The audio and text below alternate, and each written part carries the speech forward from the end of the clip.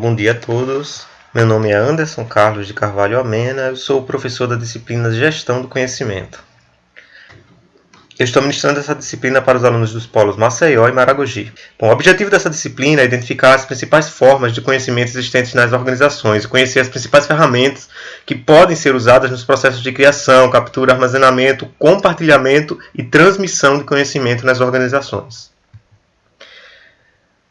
A ementa dessa disciplina basicamente vai compreender os seguintes conteúdos: conceitos básicos de gestão do conhecimento, a sociedade do conhecimento, a economia do conhecimento, as organizações do conhecimento, as principais técnicas e os métodos de gestão do conhecimento, assistência pelos pares, as comunidades de prática, revisão da ação vivida, narrativas, auditoria do conhecimento, entrevistas de desligamento, lições aprendidas, melhores práticas, mapeamento de conhecimento, páginas amarelas, análise de redes sociais, gestão do conhecimento, pessoas, processos, tecnologias e finalizando com a engenharia do conhecimento. Bom, aqui tem um breve cronograma de como será realizada essa disciplina nos polos Maceió e Maragogi, sendo que a nossa avaliação está agendada para o dia 4 de agosto, a reavaliação uma semana após a avaliação, ou seja, no dia 11 de agosto, e no dia 18 teremos a prova final. Vamos começar falando a respeito dos conceitos básicos de gestão do conhecimento. Para a gente entender os conceitos de gestão do conhecimento, eu gostaria de fazer algumas perguntas, algumas situações que nós passamos no nosso dia a dia e você vai conseguir ver qual é a importância da gestão do conhecimento, como é que nós podemos aplicar essa gestão do conhecimento no dia a dia das organizações. Primeiro, quem já passou por uma dessas situações? Ter que refazer um trabalho que um colega acabou de fazer e você não sabia. Procurar uma informação que o seu colega de outro departamento possui e que você também não sabia. Precisar de um documento ou de uma pessoa com um conhecimento, mas nem o documento e nem a pessoa estão mais na organização. E descobrir que a pessoa que mais conhecia um determinado assunto se aposentou e levou o conhecimento embora. Então veja que essas são apenas algumas das situações em que pode-se aplicar a gestão do conhecimento para se evitar determinadas situações. No primeiro caso, por exemplo, você ter que refazer o trabalho que um outro colega acabou de fazer, ou seja, se você tivesse o projeto de como foi realizado determinado trabalho, você não perderia tempo tendo que realizar novamente todo aquele projeto. A mesma coisa se você tivesse que procurar uma informação que seu colega fez. Se você tem essa informação já pronta, então não tem necessidade de você ter que estar fazendo uma nova pesquisa, uma nova realização de busca de informação a respeito de um determinado conteúdo que já foi criado na organização. É muito ruim quando você tem um tipo de conhecimento que é muito específico, que está enraizado em algumas pessoas, e quando essa pessoa sai da organização, ela acaba levando embora esse tipo de conhecimento. Então, essa é a importância da gestão do conhecimento, é justamente esse compartilhamento, né? Então, faz-se necessário uma implementação dessas práticas de gestão do conhecimento justamente para que possamos o quê? Para que possamos evitar determinadas situações como essas. Essas são apenas algumas, mas veremos várias ao longo do curso.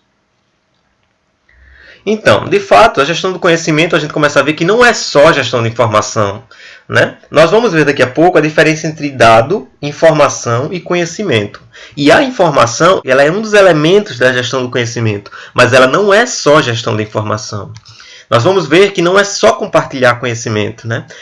Há uma série de etapas que devem ser implementadas para que a gestão do conhecimento ela possa ser implementada de forma eficiente e de forma eficaz.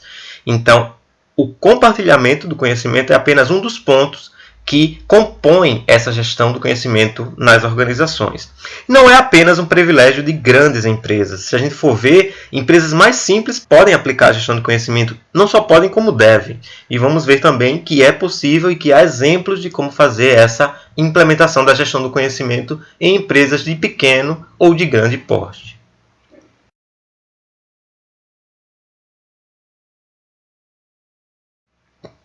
Vamos observar esse valor aqui. Esse valor, para mim, é apenas um registro. Ele está me dizendo 10 graus Celsius. Tá, só que esse 10 graus Celsius ele pode ser qualquer coisa. Ele pode ser simplesmente a temperatura de um cafezinho, e nesse caso esse cafezinho estaria frio. Ou pode ser a temperatura de um suco, de uma cerveja, e nesse caso ela estaria quente. Então, o que eu estou querendo dizer com isso? Que um registro, quando ele não tem um sentido, porque ele não tem um contexto, nós dizemos que ele é um dado, ou seja, um dado ele é um registro isolado. Pode ser uma imagem, pode ser um som, um registro, um número, um valor, uma letra. Então, basicamente, um dado ele é um registro isolado. Para que ele tenha um valor, ele tem que ser atrelado a um contexto. A partir desse momento que ele é atrelado ao contexto, nós temos uma informação. Por exemplo, a previsão da temperatura máxima para amanhã é 10 graus Celsius. Eu tenho uma informação. Por quê? Porque eu atrelei o valor 10 graus Celsius a um contexto.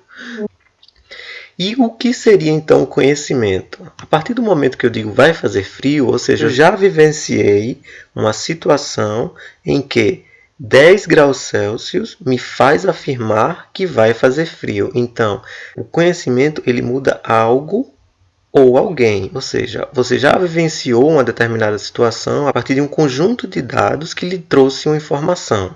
Então, você só pode afirmar que vai fazer frio porque você já vivenciou essa situação. É essa a diferença que nós temos que fazer, distinguir entre dado, informação e conhecimento. Vamos explicar qual a diferença conceitual entre dado, informação e conhecimento. Primeiro, dados são registros sem significado inerente, que se transformam em informações ao adquirir significado. São constituídos por fatos, textos, gráficos, imagens, sons, registros ainda não processados, correlacionados, avaliados ou interpretados. Para que a gente possa entender o que é a gestão do conhecimento, nós necessitamos compreender os conceitos de dado, informação e conhecimento. Então, a gente pode entender aqui nesse caso que um dado ele pode ser descrito como a matéria-prima da informação. É a informação bruta, sem significado, sem um contexto. Agora, se a gente for partir para o conceito de informação, a informação ela seriam esses dados trabalhados, de modo que tenham significado. Dessa forma, as informações adquiriam uma relevância muito maior. Então, nesse caso aqui, nós temos que a informação ela é uma entidade tangível ou intangível que reduz a incerteza acerca de um evento ou estado. Diferentes tipos de decisão demandam diferentes tipos de necessidade de informação. Ela representa uma vantagem competitiva e estratégica. Ela necessita ser contextualizada e orientada e ela precisa agregar um valor ao seu receptor. Então, a partir do momento que a gente começa a entender a informação, certo? A gente começa a gerenciar esses dados, a gente consegue ter uma noção do que é o conhecimento. O conhecimento, ele parte do pressuposto que é o quê? Que é uma informação que muda algo ou alguém. Seja provocando uma ação, seja tornando o indivíduo ou uma instituição capaz de uma ação diferente ou mais eficiente. Então, nesse contexto, o conhecimento ele é decorrente da informação, que por sua vez ela deriva de um conjunto de dados. Então, para resumir, os dados eles são uma série de fatos ou eventos isolados.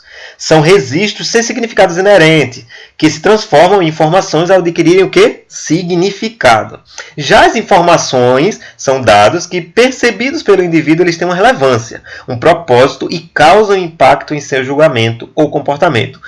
Por sua vez, o conhecimento ele pode ser visto como um conjunto de informações que são reconhecidas e integradas pela pessoa dentro de um esquema o quê? Pré-existente. Então, o conhecimento ele é a informação com valor agregado pela mente humana. Ela está sempre atrelada a uma pessoa que absorve e o transmite, ou seja, o compartilhamento dessa informação. Reside na pessoa, porém não é simples a absorção de dados. Implica na elaboração mental e na reflexão transformadora e pressupõe a inteligência. Então, nesse caso, nós podemos afirmar que os seres humanos eles pressupõem de inteligência. Nesse caso, eles são dotados de conhecimento, residem no usuário e não nas coleções de dados nos sistemas de informações ou em documentos. Então, veja que é preciso que haja um ser pensante. Ele pressupõe a inteligência para que possa se fazer uso do conhecimento. Se nós fôssemos levar em consideração, por exemplo, uma biblioteca. Uma biblioteca. Podemos afirmar que há muito conhecimento em uma biblioteca? Se nós pararmos para pensar direitinho, uma biblioteca ela é o quê? Ela é um conjunto de informações. Mas a partir do momento que ninguém fizer uso dessas informações, não haverá conhecimento. Então, é preciso que haja o uso dessas informações pelos indivíduos para que possa surgir o conhecimento, para que crie-se o conhecimento e que para que haja o compartilhamento desse conhecimento. Nós podemos dizer que a biblioteca ela é um conjunto de conhecimentos explícitos. Eu vou já explicar o que é esse tipo de conhecimento explícito. Essa pirâmide aqui nós podemos ver claramente como está estruturada a hierarquia do conhecimento. De baixo para cima, nós podemos ver os dados, a informação, o conhecimento, que se subdivide em conhecimento explícito, como eu acabei de falar, e o conhecimento tácito, que nós vamos aprender daqui a pouco. E, por fim, a sabedoria. Vamos agora entender o encadeamento lógico entre dado, informação, conhecimento e sabedoria. Gráfico aqui nós podemos ver que há um encadeamento lógico entre dado, informação e conhecimento e sabedoria. Sob o ponto de vista organizacional, essa sabedoria ela pode ser entendida como o quê? Como uma competência, como saber o porquê das coisas. Já o conhecimento seria o know-how, seria justamente aquele conhecimento que nós usamos muito nas organizações. Quem tem um know-how para realizar determinada atividade? Quem tem o conhecimento específico para realizar determinada ação, determinada operação? Então, essa figura ela representa justamente esse encadeamento nos seus diversos níveis de compreensão, desde o dado até a sabedoria, ou seja, a competência organizacional formando a cadeia de valor do conhecimento. Aqui eu falo a respeito de uma diferenciação entre conhecimento e percepção, onde conhecimento nós temos uma certeza, é algo certo. A percepção ela precisa de uma correção, não é algo que nós podemos afirmar com certeza. Já o conhecimento ele é estável, ou seja, ele não muda.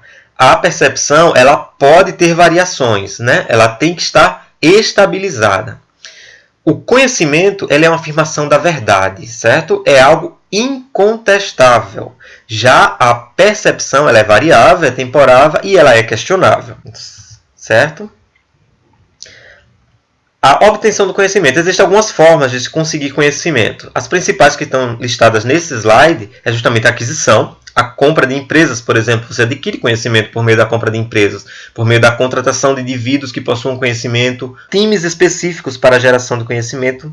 Quando nós vemos, por exemplo, uma organização, onde nós temos um núcleo dessa organização dedicado à pesquisa e desenvolvimento de novos produtos, um setor totalmente inovador nessa empresa. Então, nós dizemos que essa organização está investindo em equipes próprias dedicadas ao conhecimento. Quando há fusão, por exemplo, de empresas, de equipes multinacionais para gerar novas soluções criativas, quando há uma rede de conhecimento, por exemplo, redes autogerenciadas para o compartilhamento. Bom, agora vamos falar a respeito dos tipos de conhecimento. Uma das principais noções que nós temos que ter em gestão de conhecimento é justamente a diferença entre o conhecimento tácito e o conhecimento explícito, né? Para a gente entender um pouco a respeito do conhecimento tácito, nós vemos que ele é o conjunto de conhecimentos pessoais inerentes a uma experiência de cada indivíduo. São os modelos mentais, as crenças e as percepções. Se a gente for entender, ele é um conhecimento pessoal relacionado a um contexto específico e que é difícil de ser formalizado e comunicado. Ele representa o conhecimento que é produzido pela experiência de vida. Portanto, se a gente for começar a entender, esse tipo de conhecimento ele é considerado um importante quesito na competitividade das organizações. E só é possível avaliá-lo por meio de uma ação. É o chamado know-how, né? Ou seja, quem sabe fazer determinada atividade, determinada operação. O conhecimento tácito ele está muito relacionado àquele tipo de conhecimento que você adquire com a experiência de vida, com aquele dia a dia, com aquela conversa que você tem com outras pessoas, com aquela socialização que você faz com outros indivíduos. Então, esse é o tipo de conhecimento que nós chamamos de tácito. O explícito, por exemplo, ele é o conhecimento sistematizado, documentado, acessível e transmissível em linguagem formal e sistemática. Quando eu digo isso, eu estou dizendo que ele é muito valorizado na nossa cultura e ele é o conhecimento que já foi transformado para a linguagem formal, através de manuais, de normas, de textos. Esse tipo de conhecimento, de certa forma, ele já foi explicado, mapeado, e ele está pronto para ser reproduzido e transferido de forma muito mais fácil entre as pessoas. O conhecimento explícito. A palavra explícito, ela vem da palavra em latim que significa explícitus, expresso com clareza, ou seja, que não deixa dúvida. É o tipo de conhecimento que é claro, que é formal, que ele pode ser comunicado através de textos, de desenhos, de imagens. Os colaboradores eles adquirem esse tipo de conhecimento explícito e podem ou não colocar em prática. Isso dependerá do seu interesse e também das suas limitações pessoais. Nós podemos citar o caso, por exemplo, de uma companhia de petróleo, né? Precisa treinar os seus colaboradores para operarem um guindaste. O guindaste ele vem com um manual. Ele pode ser usado pelos seus gestores para treinar a equipe. O conhecimento que é adquirido pelos colaboradores através das informações contidas nesse manual é o que nós chamamos de conhecimento chamado de explícito. Isso porque ele foi aprendido na teoria, através de textos, de imagens. O conhecimento explícito ele é visível, ele é palpável, ele é algo concreto, né? Algo objetivo. Ele é expresso em uma linguagem, ele é transmitido por palavras, por números, por sinais, e ele está em livro, ele está codificado, né? Em manuais, em banco de dados, diferentemente do conhecimento tácito.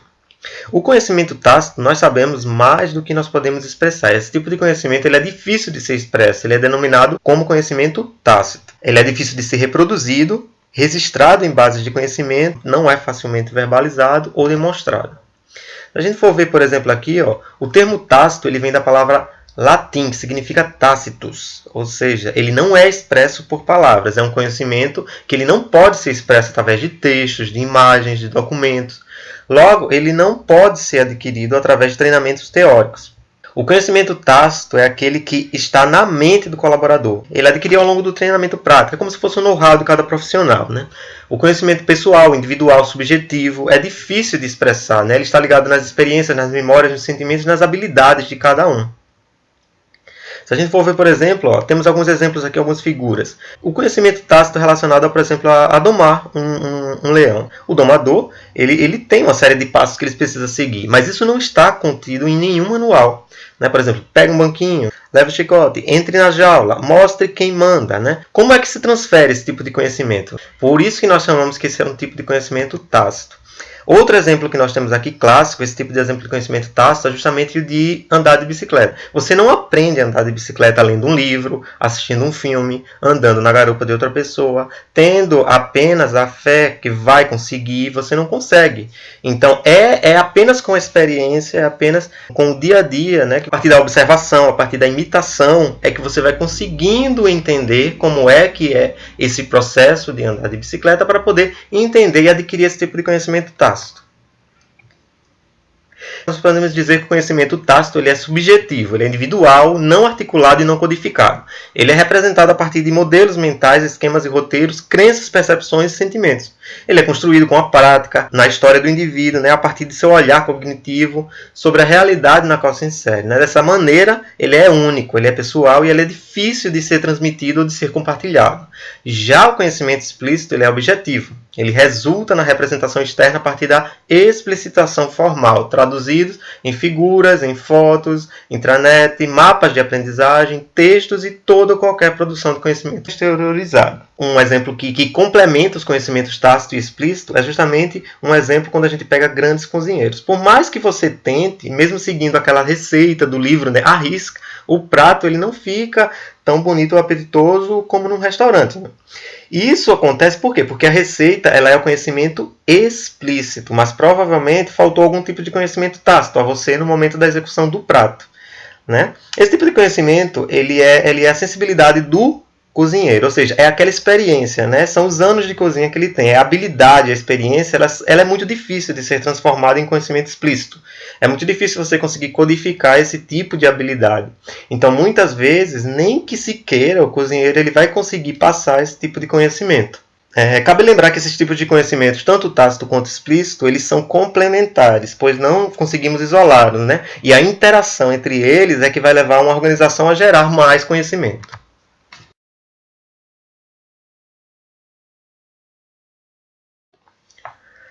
De acordo com Nonaki Takeuchi, o processo de criação do conhecimento nas organizações ele se relaciona com a interação desses conhecimentos, tanto tácito quanto explícito. Nós podemos ver aqui que esse macroprocesso ele pode ser desdobrado em 4 modos de se criar conhecimentos. A socialização, nesse primeiro quadrante que nós vemos aqui. No segundo, nós temos a externalização. O terceiro, nós temos a combinação. E no quarto, nós temos a internalização.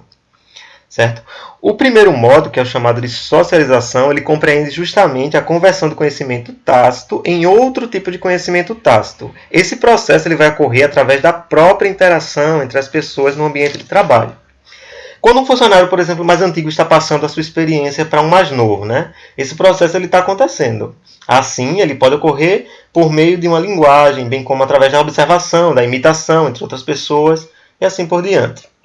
Nesse caso específico da socialização, a chave nesse processo é justamente a experiência. Sem o mínimo de experiências compartilhadas entre duas pessoas, é muito difícil que alguém possa aprender como a outra pessoa pensa e por que toma certas decisões ou age de alguma forma. Né? Portanto, nós temos que conhecer um pouco do outro antes de aprender com ele. Nós temos um outro processo também aqui chamado, que é o processo de externalização, né? Esse tipo de processo, de certa forma, ele se baseia na noção dos conhecimentos que são complementares. A transformação desse conhecimento tácito em conhecimento explícito é justamente, por exemplo, quando nós pegamos o exemplo do cozinheiro. Quando o cozinheiro ele lança, por exemplo, um livro de receitas. Nós estamos fazendo o quê? Nós estamos convertendo um conhecimento que é tácito, que é inerente do próprio cozinheiro, e ele está o quê? Aplicando num livro de receitas. Ele está codificando esse conhecimento. Então, nós chamamos esse tipo de conhecimento de externalização. Tá? É externalização.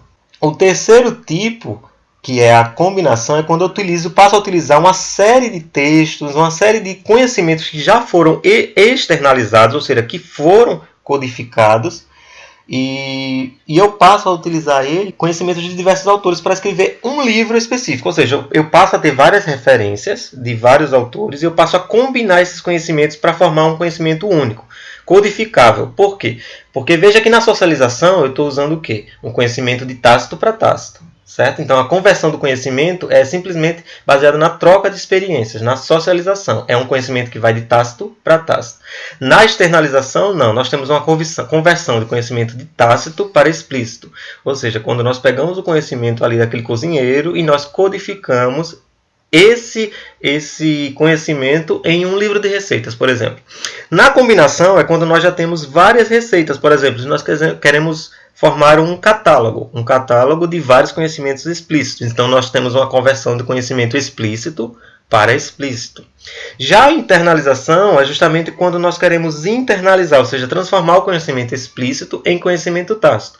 Ou seja, a partir do estudo, podemos pegar todo esse conhecimento que foi combinado na etapa anterior e internalizar esse conhecimento, ou seja, a partir de estudos. É nessa etapa que nós fazemos a conversão do conhecimento explícito para o conhecimento tácito.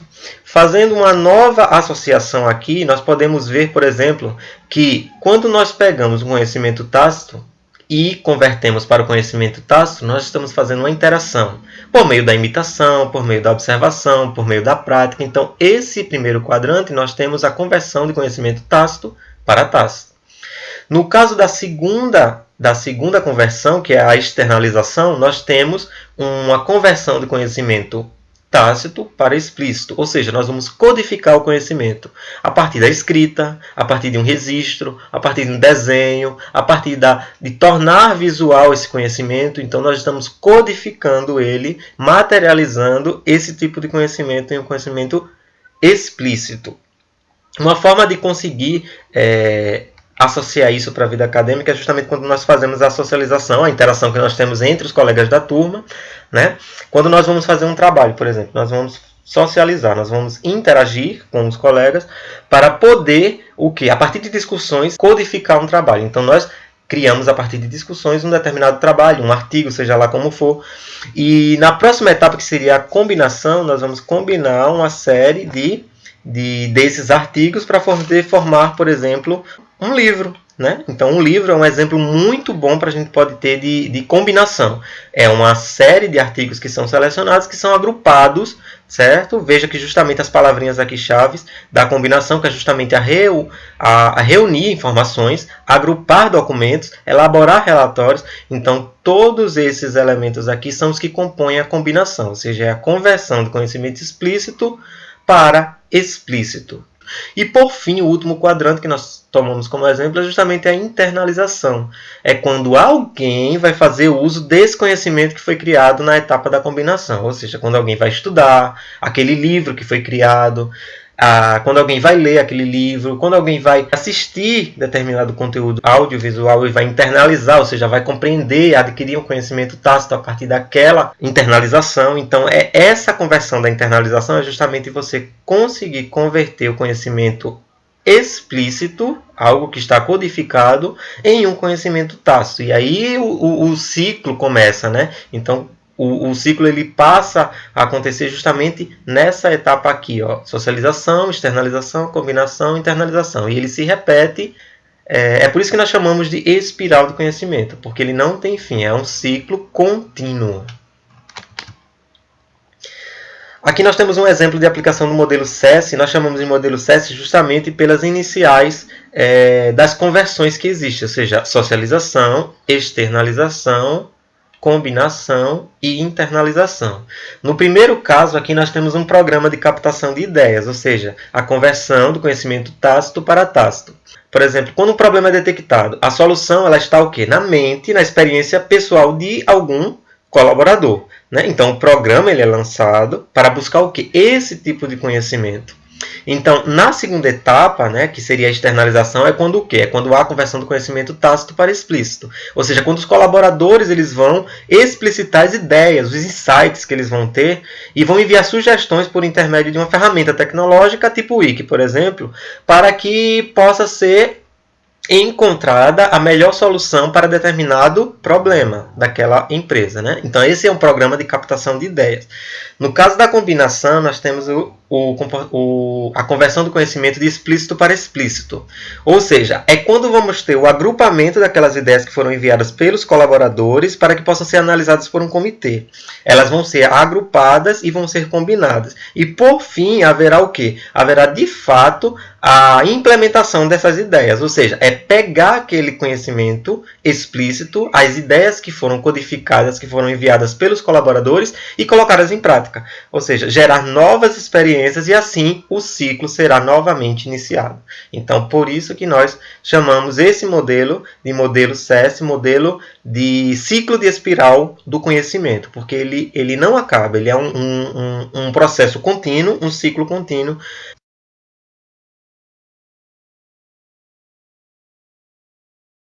Quando a gente vai falar a respeito da gestão do conhecimento, nós entendemos que ela é um processo que ela se inicia justamente com a identificação dos conhecimentos estratégicos de uma organização. Então, se a gente for ver aqui, a gestão do conhecimento é um processo sistemático.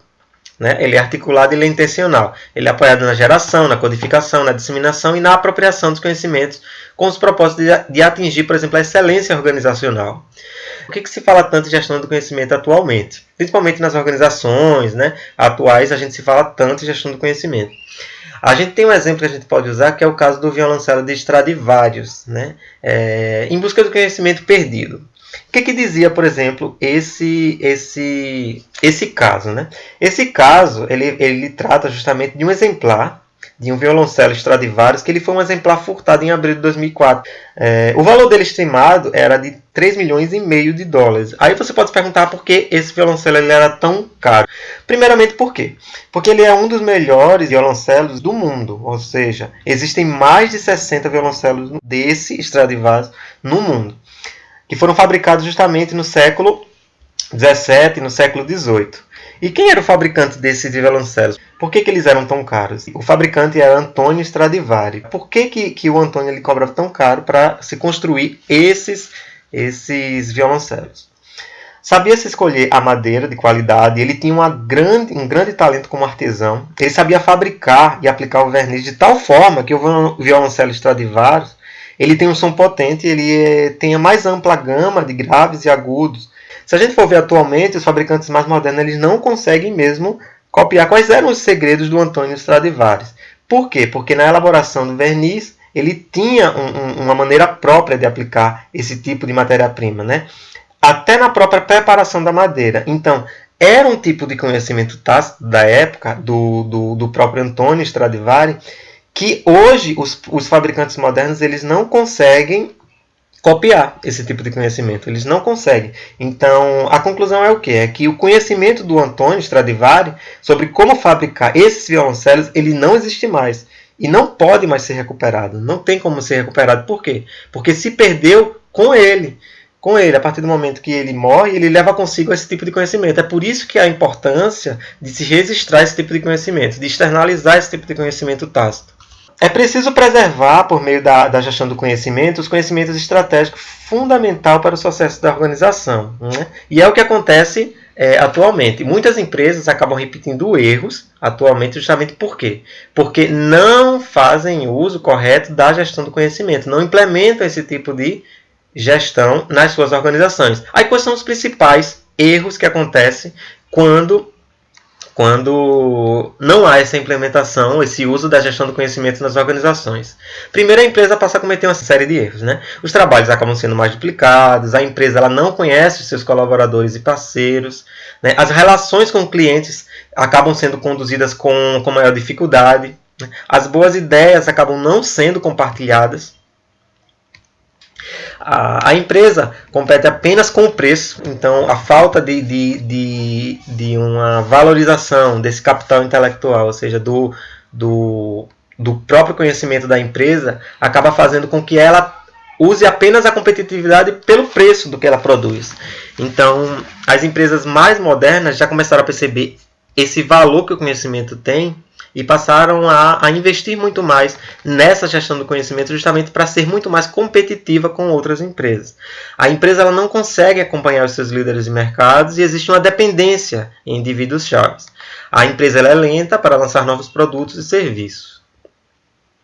Para começar entendendo um pouco a respeito da sociedade do conhecimento, tenho 2 exemplos aqui que vai fazer entender e compreender muito bem essa diferenciação entre a atual sociedade do conhecimento e a antiga sociedade industrial.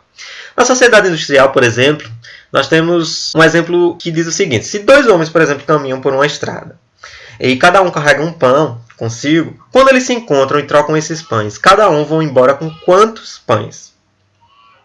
Obviamente, se eles trocaram os pães, cada um vai com um pão, ok?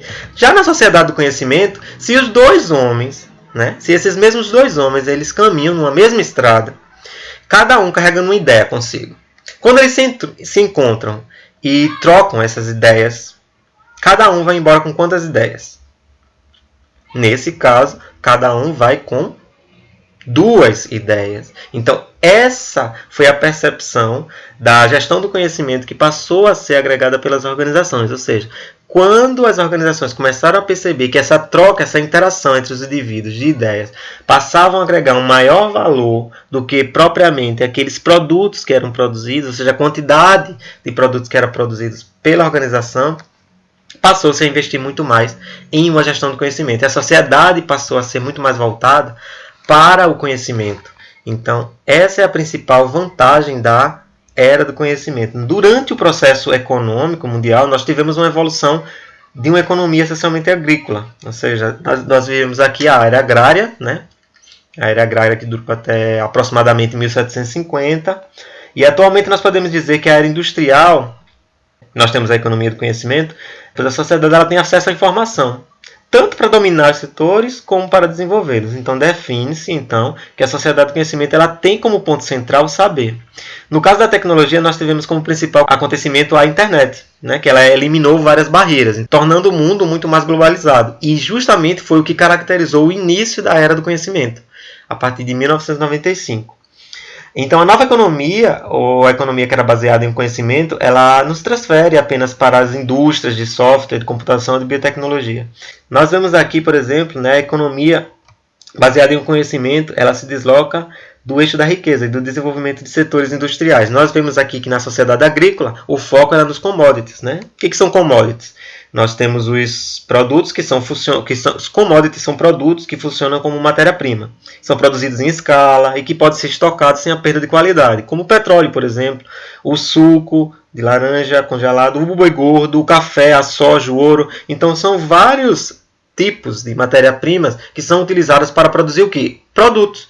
Então, a partir da sociedade industrial, nós tivemos um foco muito maior em produtos, ou seja, os commodities eram utilizados para criar esses produtos. E a partir da próxima etapa, nós tivemos a sociedade da informação, nós tivemos um foco muito maior nos serviços. Mas a partir justamente do conhecimento, é que a sociedade do conhecimento passou a, de fato, a ter uma ideia que o valor dos produtos ele depende cada vez mais do percentual da inovação e da tecnologia e inteligência que a eles são incorporados.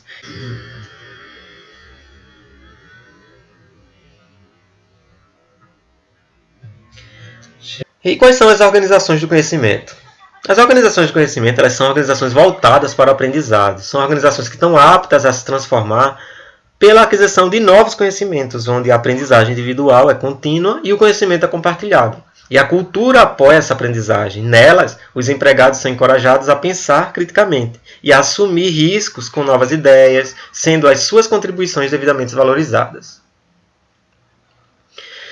Nós podemos dizer que o objetivo geral da gestão do conhecimento no ambiente organizacional é justamente a continuidade e a evolução da organização.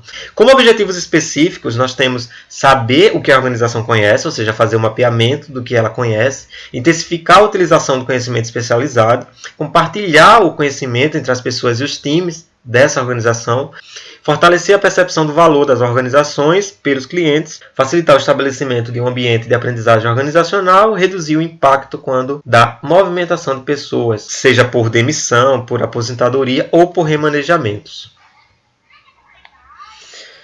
Com relação ao objetivo do diagnóstico, as organizações elas precisam responder algumas perguntas. Por exemplo, no caso, quais são as práticas de gestão de conhecimento que já são utilizadas na organização?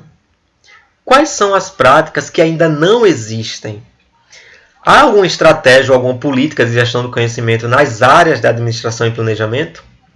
E agora, o que as organizações podem fazer para institucionalizar a gestão do conhecimento? Então, são algumas perguntas que devem ser feitas quando, de fato, se quer implementar a gestão do conhecimento ou quando já se implementa, mas se quer melhorar o desempenho organizacional. E quais seriam os principais benefícios da gestão do conhecimento? Há uma série de benefícios. Eu distribuí aqui em 3 categorias. Por exemplo, benefícios internos. Nós temos a melhoria do desempenho dos profissionais. Há uma melhoria dos fluxos do processo de trabalho. Uma melhoria no processo de tomada de decisão. Uma vez que você vai ter acesso ao conhecimento, você consegue ter uma tomada de decisão muito mais abalizada. Melhoria da adequação dos serviços às necessidades do público-alvo. Uma melhoria na agilidade do atendimento, uma melhoria na qualidade do atendimento. E os benefícios externos. Os principais seriam o aumento da adesão do público-alvo, uma melhoria na satisfação do público-alvo, ou seja, dos clientes, e uma melhoria no reconhecimento do programa pelas organizações comunitárias e pelas instituições que são parceiras. Para que serve a gestão do conhecimento? De forma bastante resumida, nós podemos dizer que ela provê informação relevante, que ela identifica quem sabe o quê, que ela serve também para reutilizar soluções, ela serve para reduzir os silos de informações, ela serve para ganhar produtividade, ela serve para melhorar o processo de inovação, ela serve para obter e disseminar o conhecimento externo, ela serve para aumentar o grau de colaboração e ela serve para preservar a memória da organização. Bom, para encerrar aqui essa aula, nós temos aqui uma frase: feliz aquele que transfere o que sabe e que aprende o que ensina. Então, é primordial que os colaboradores de uma determinada organização eles possam ter esse princípio em mente. Então, feliz daquele que transfere o que sabe e aprende o que ensina. Porque a partir do momento que você compartilha o que você sabe, você não está apenas compartilhando isso com alguém, você está aprendendo aquilo que você está ensinando. Então, aqui são algumas referências que foram utilizadas para a elaboração dessa aula. Lembrando que há algumas atividades para serem realizadas, como o fórum. Vocês realizam as atividades que são a lista de questões e na próxima aula serão realizadas as resoluções dessas questões e a continuação do assunto do conteúdo da disciplina. Então, serão continuados na próxima aula. Pronto, é isso. Nós nos vemos na próxima aula, na aula da semana 2. Desejo a todos bons estudos e até a semana que vem.